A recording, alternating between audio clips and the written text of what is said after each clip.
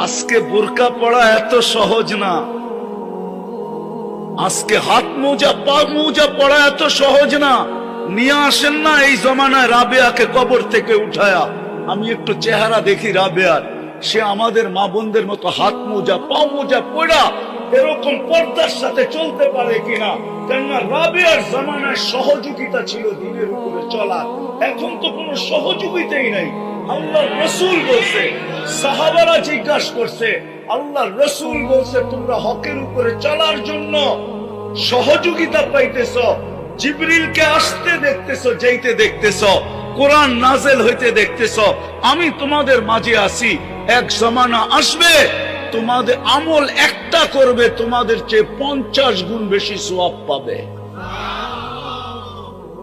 আমাদের মা বোনদের ভিতরে রাবেয়া বসরির চেয়ে বড় আল্লাহওয়ালা আছে, হতে পারতো যদি মেসেজ যাইতো।